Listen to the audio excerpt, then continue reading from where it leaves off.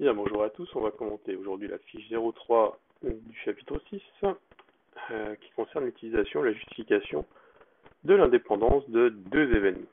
Alors on va déjà définir ce que c'est que deux événements indépendants, donc ça à nouveau c'est une définition qu'il va falloir connaître. On va dire que deux événements A et B sont indépendants lorsque la probabilité de leur intersection est égale à la probabilité de A fois la probabilité de B, c'est-à-dire au produit des probabilités. Lorsqu'on a plusieurs expériences aléatoires, si l'issue de l'une quelconque de ces expériences ne dépend pas de l'issue des autres, on dit que ces expériences sont indépendantes.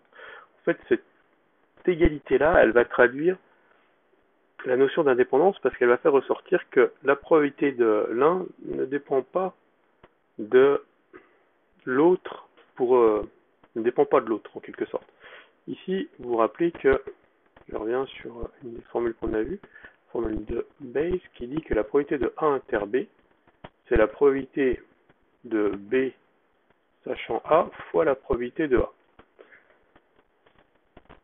Nous, dans notre situation, quand il y a indépendance, on dit que cette probabilité de A inter B, c'est égal à la probabilité de A fois la probabilité de B.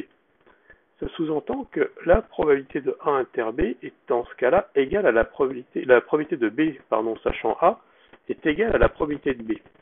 Ça veut dire que on a la même probabilité d'avoir B, sachant qu'on a A ou pas, puisque la probabilité de B est égale à la probabilité de sachant A, la probabilité de B sachant A. Donc, ça signifie bien finalement que le fait qu'il y ait A ou qu'il n'y ait pas A, ça ne change rien. Donc, les événements A et B sont indépendants. Disons que le fait qu'il y ait l'un n'influe pas sur l'autre. D'accord? Ici, ça peut être intéressant. Si les événements sont indépendants, alors leurs événements contraires le sont aussi. C'est-à-dire que A et B bar sont indépendants, A bar et B aussi, et A bar et B bar aussi. Allez, on va voir un exemple tout de suite.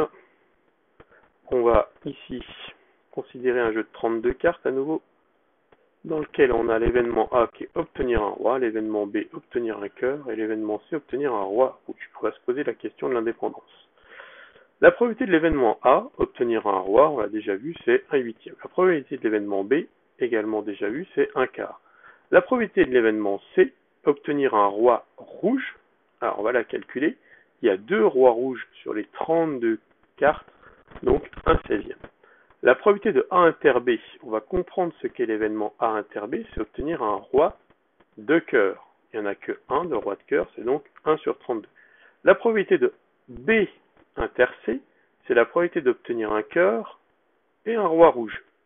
En fait, si on a un roi rouge, on a un cœur. Donc la probabilité de B inter C, il n'y en a que 1 de roi rouge qui est un cœur, c'est le roi de cœur, donc 1 sur 32.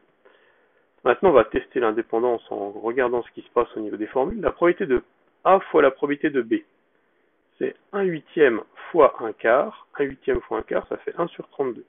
C'est donc égal à la probabilité de A inter B. Donc dans ce cas-là, A et B sont indépendants. Maintenant, deuxième situation, P de B fois P de C. P de B, c'est 1/4, fois P de C, 1/16e. On arrive donc à 1 sur 64.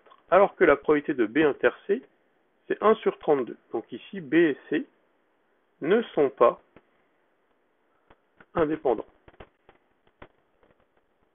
D'accord?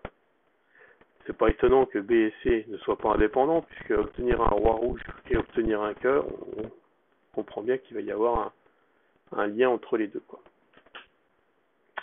Puisque le roi rouge, s'il est rouge, c'est un cœur, quoi. Bien, voilà qui termine cette fiche 3.